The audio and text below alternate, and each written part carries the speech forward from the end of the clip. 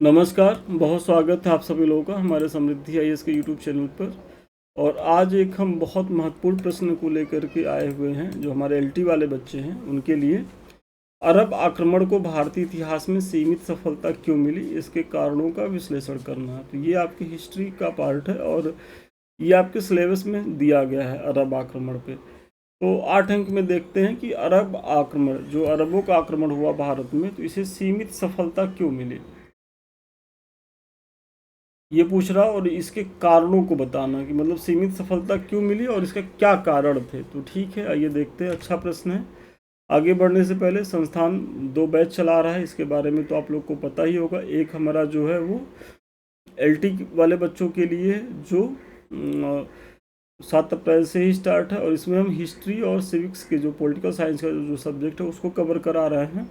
और यहाँ क्या होता है कि आपको डेली प्रश्न दिए जाते हैं, 4 प्रश्न, 2 हिस्ट्री से 2 सिविक्स से, आप लिख करके दिखाते हैं, उसका मूल्यांकन होता है, उसमें जो कमी बेसी रहती है वो बताई जाती है, फिर उसका मॉडल उत्तर दिया जाता है। और ये डेली डेली, मतलब ऐसा नहीं है कि आज आप उत्तर लिख रहे हैं तो 2 दिन बाद कॉपी चेक हो रही है और 4 दिन के बाद मॉडल उत्तर मिल रहा है। मतलब 24 घंटे के अंदर ये सारी चीज़ें होती हैं। और यहाँ आपका जो टॉपिक है, कोई टॉपिक छूटेगा नहीं जहाँ से मैं प्रश्न कराऊंगा नहीं। और ये हो भी रहा है, जो बच्चे जुड़े हुए हैं वो इसको समझ पा रहे होंगे कि एकदम जैसे आपका सिलेबस है, सिलेबस से जो भी जैसी इम्पोर्टेंस है, कहीं कहीं अगर इम्पोर्टेंस ज़्यादा है तो उसमें 3-4 क्वेश्चन हम उस टॉपिक से करा दे रहे हैं। एटलीस्ट दो दो क्वेश्चन तो हम सबसे कराते ही जा रहे हैं।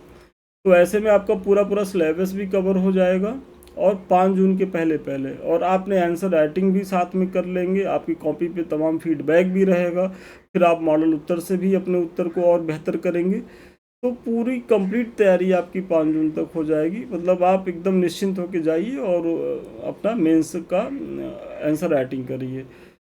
और इसी तरीके से पीसेस वाले जो हमारे बच्चे हैं, तो 3rd पेपर चल रहा है, और 3rd पेपर में भी इकॉनमी वाला पोर्शन ख़त्म हो गया है, साइंस टेक आ गया है। तो आप लोग जुड़े, इसका लाभ उठाएं, क्योंकि इस बार बहुत अच्छी वैकेंसी है यूपी के इतिहास में, बहुत बड़ी वैकेंसी होने वाली है। तो इसका मतलब इसको ऐसे मत जाने दें।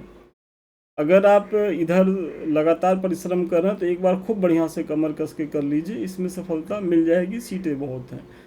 और अभी जो है वो प्रक्रिया है कि आप जो है मेंस को पढ़िए, क्योंकि 6 दिसंबर को आपका प्रीलिम्स है। तो अभी तो प्रीलिम्स पढ़ने का कोई मतलब नहीं है, आप पूरा सितंबर तक करिए। अक्टूबर नवंबर 2 महीना पीटी के लिए बहुत है। अक्टूबर नवंबर में आप पीटी मोड में आइएगा, और तब तक आप चाहेंगे तो यहाँ आपके सारे पेपर ख़त्म हो जाएंगे। मतलब आपके पास मई बच रहा है, मई जून जुलाई अगस्त सितंबर, मतलब 5 महीने में आपका 6 पेपर कंप्लीट हो जाएंगे बढ़िया से। मतलब जब आप पीटी पास करके फिर जुड़ेंगे संस्थान के साथ, तो आप जो है उस समय रिवीजन मोड में रहेंगे, और जो करंट की चीज़ें, जैसे आईआर की चीज़ें, इकोनॉमी की चीज़ें हैं, या जो जीएस आपके 6 पेपर में, 5 वाले पेपर में, तो वो सब चीज़ें आप तैयार करेंगे। मतलब कुछ नया नहीं पढ़ने की ज़रूरत होगी, बस आपको रिवीजन करना होगा और थोड़ा सा करंट वाली चीज़ों को देखना होगा। तो बहुत ही अच्छा विकल्प है आपके पास, आप इससे जुड़ करके इसका लाभ उठाएं। प्रश्न एक बार पुनः पढ़ रहे हैं कि अरब आक्रमण को भारतीय इतिहास में सीमित सफलता क्यों मिली, इसके कारणों का जो है वो विश्लेषण करना है। तो सबसे पहले आप बताइए कि 1712 ईस्वी में मोहम्मद बिन कासिम के नेतृत्व में अरबों ने सिंध पर क्या किया, विजय प्राप्त की। लेकिन उनकी यह सफलता सिंध और मुल्तान तक ही सीमित रही। मतलब आप क्या करें, 1712 में मोहम्मद बिन कासिम ने सिंध पर आक्रमण करके उसको जो है विजित करता है, सिंध को जीत लेता है। लेकिन उसकी ये सफलता कहाँ तक, सिंध और उसके बगल में मुल्तान, मतलब सिंध और मुल्तान के क्षेत्र तक ही सीमित रही। वे भारत के आंतरिक भागों में अपनी सत्ता का विस्तार क्या है तो नहीं कर पाए, जिसे इतिहासकार क्या कहते हैं कि परिणाम विहीन विजय मानते हैं। मतलब ये जो अरबों का आक्रमण भारत के ऊपर हुआ है, तो इतिहासकार इसे राजनैतिक रूप से परिणाम विहीन जो है वो विजय मानते हैं। क्यों मानते हैं, क्योंकि 712 ईस्वी में जो सिंध पर मोहम्मद बिन कासिम ने विजय स्थापित की, तो वो फिर सिंध और मुल्तान से आगे फिर अरब बढ़ नहीं पाए, मतलब वहीं तक सिमट के रह गए। तो अरबों के इस असफलता के प्रमुख कारण क्या है, वही आपसे पूछा गया है कि भाई सफलता क्यों नहीं मिली। तो सबसे पहले राजपूतों की सॉरी राजपूतों की शक्ति सिंध के आगे बढ़ते ही अरबों का सामना भारत के शक्तिशाली राजपूत शासकों से हुआ। तो मतलब ये हेडिंग होगा कि राजपूतों की शक्ति, ये हेडिंग है, थोड़ा सा इसको ध्यान दीजिएगा। तो राजपूतों की शक्ति मतलब राजपूत बहुत उस समय शक्तिशाली थे, और अगर अरब सिंध से आगे बढ़ते तो उनका सामना किससे होता, शक्तिशाली राजपूत शासकों से हुआ, और वहाँ जो है ये जीत नहीं पाए। मतलब सिंधु के शासक को तो हरा के जीत लिए, लेकिन जब ये और अंदर आने का प्रयास किए तो फिर वहाँ के जो शासक थे वो मजबूत स्थिति में थे, जैसे गुर्जर प्रतिहार थे, ये सब थे, तो फिर ये सफल नहीं हुए। प्रतिहार शासक नागभट्ट प्रथम और पश्चिम भारत के चालुक्य राजाओं ने अरबों को आगे बढ़ने से क्या है तो रोक दिया। वही जो मैंने बताया कि जो प्रतिहार शासक थे नागभट्ट प्रथम और पश्चिम भारत के जो चालुक्य राजा थे, इन लोगों ने क्या किया कि अरबों को भारत के अंदर नहीं आने दिया। मतलब ठीक है, आप सिंध तक बने रहे, आप वहीं बने रहिए, इससे आगे आप नहीं बढ़ पाएंगे, और बढ़ने का प्रयास किए तो युद्ध में ये पराजित भी हुए। फिर दूसरा इसमें महत्वपूर्ण पॉइंट है कि सीमांत राज्यों की मजबूती। मतलब राजपूताना के राजाओं ने अपनी सीमाओं की रक्षा बहुत मजबूती से की। तो सिंधु को इसलिए हराने में सफल रहे कि सिंधु के शासक उतना ज़्यादा जो है वो अवेयर नहीं थे अपनी सुरक्षा को लेकर के। लेकिन जो राजपूत शासक थे, एक तो वो आर्थिक रूप से, सैन्य रूप से बहुत मजबूत थे, और उन्होंने इस दिशा में मतलब प्रयास भी किया सुरक्षा की दृष्टि से। फिर अब देखेंगे तो इसमें जो अगला पॉइंट है इनके असफलता के पीछे, तो भौगोलिक सीमाएं। सिंध और मुल्तान अरब के मुख्य केंद्र बगदाद से क्या थे, तो बहुत दूर थे। मतलब सोचिए कि अगर बगदाद यहाँ है तो ये सब यहाँ, मतलब ये दूरी बहुत ज़्यादा थी। ऐसे में और भाई उस समय आप सोचिए कि ट्रांसपोर्टेशन का साधन क्या था, ऊँट, घोड़े, हाथी, जो बहुत मंथर गति से चलते थे, बहुत धीमी गति से चलते थे। तो ऐसे में अगर इस केंद्र से यहाँ तक शासन व्यवस्था संचालित करना है तो बहुत ज़्यादा धन का व्यय होता, और फिर अगर यहाँ कुछ समस्या हो रही है तो इसका निराकरण भी त्वरित गति से नहीं हो पाता। तो इसीलिए एक बड़ी समस्या ये भी था कि जो बगदाद जो मुख्य केंद्र था उससे सिंध बहुत दूर था। फिर रेगिस्तानी मार्ग था, भाई मार्ग भी ऐसा नहीं था कि बहुत अच्छा मार्ग था, चलिए कि 4-6 किलोमीटर चले, बहुत छायादार जंगल मिला, वहाँ हम आराम किए, हमारे जो जानवर हैं हाथी, घोड़ा, ऊँट, वो आराम किए, उनको पानी मिला, उनको भोजन मिला, कुछ नहीं। यहाँ क्या है कि रेगिस्तान का इलाका, पूरा रेगिस्तान में ही चलना है, लंबी संचार रेखाएं और सीमित रसद ने निरंतर अभियान को कठिन बना दिया।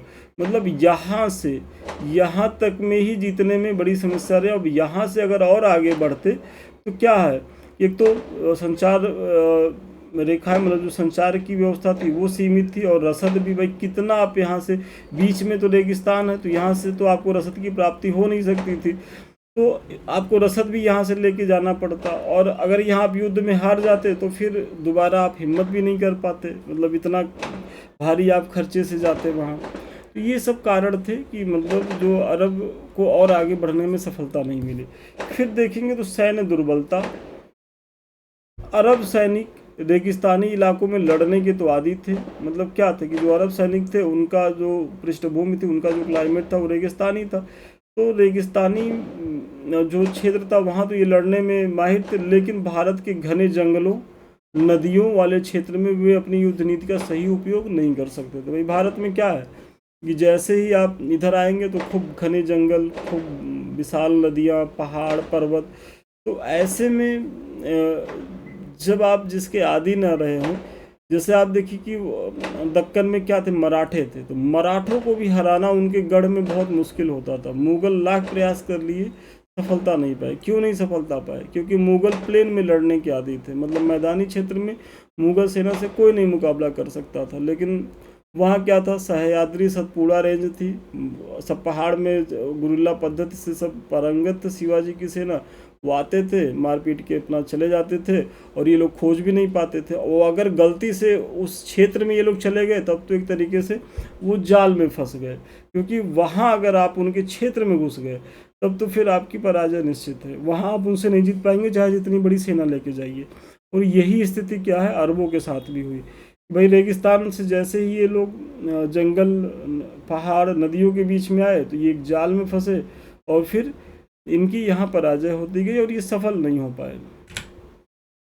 फिर खलीफा की नीति में परिवर्तन, तो अगला जो है कि आप लोग जान ही रहे होंगे कि बगदाद में क्या थे, खलीफा थे और इनकी नीतियों में भी परिवर्तन आया। कैसे कि चूंकि सिंध एक पिछड़ा एवं गरीब क्षेत्र था जिससे अरब खलीफा की कोई बड़ी आर्थिक लाभ नहीं हो रहा था, अरब खलीफा को कोई, तो क्या है कि भाई आप यहाँ बैठे हैं बगदाद में, यहाँ आकर के आपने सिंध का विजय किया और ये ऐसे क्षेत्र का विजय किया कि जहाँ का राजस्व अगर सपोज करिए कि 1,00,000 रुपए है और आपका जो खर्चा, मतलब आपको 1,00,000 रुपए की प्राप्ति हो रही है और खर्चा जो है 1,50,000 रुपए का हो रहा है, तो आप कितना दिन तक यहाँ सर्वाइव करेंगे? सोचेंगे कुछ समय तक चलिए अच्छा हो सकता है कि हम यहाँ से और भी क्षेत्रों को जीत लें, वो आपसे हो नहीं पा रहा है क्योंकि जो यहाँ के शासक है वो शक्तिशाली हैं, आपको आगे बढ़ने दे नहीं रहे हैं। और यहाँ क्या है कि आपका निरंतर जो है आपकी क्षति होती जा रही है, आपका आपका अपना धन जा रहा है, आपको उल्टे में कुछ मिल नहीं रहा है।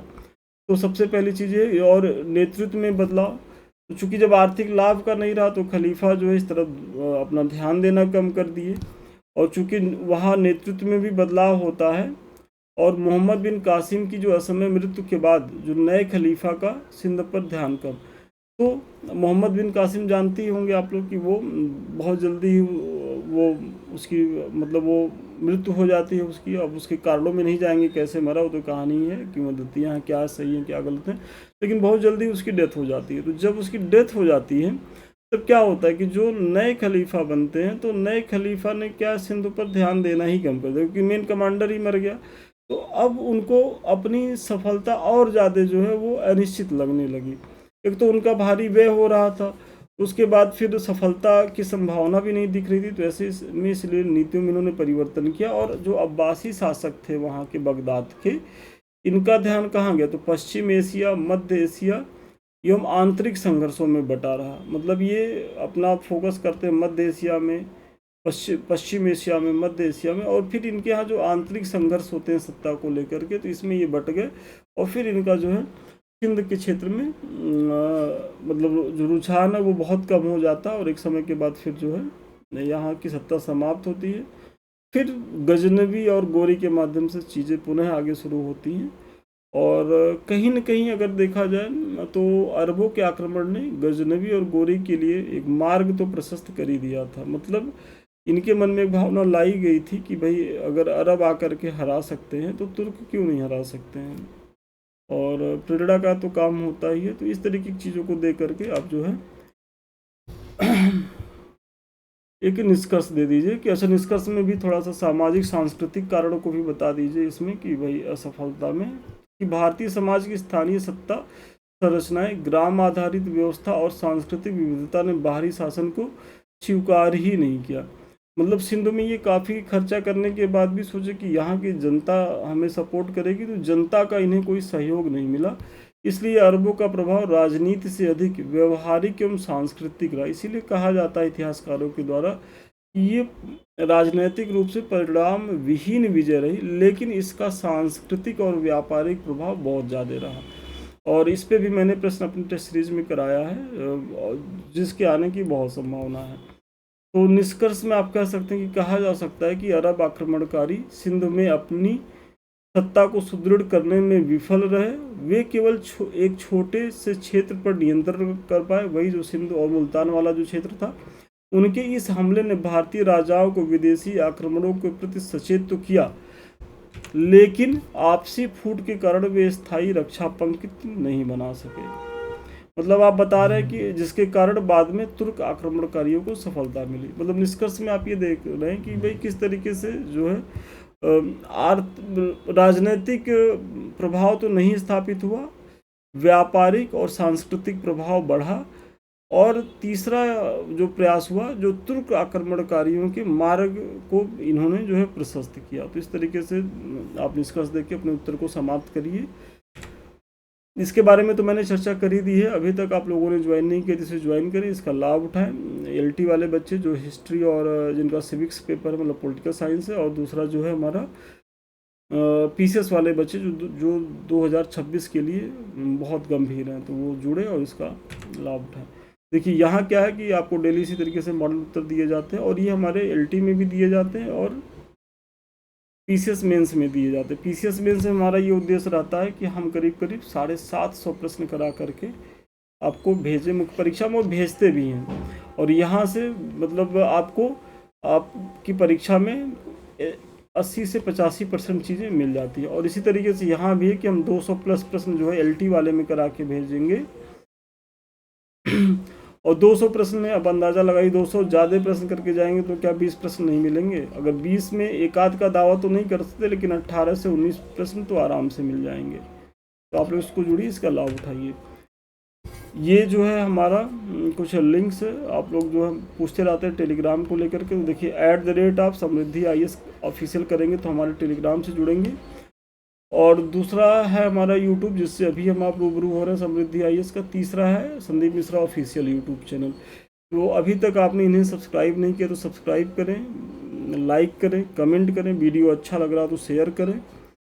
और आप हमारे किसी बैच से जुड़ना चाहते हैं, हमसे बात करना चाहते हैं, तो 7303307507 पे संपर्क करें। तो ठीक है, आज के लिए इतना ही। पुनः मिलते हैं नए वीडियो में नए क्लास के साथ। तब तक के लिए धन्यवाद, बहुत शुभकामनाएं आपको।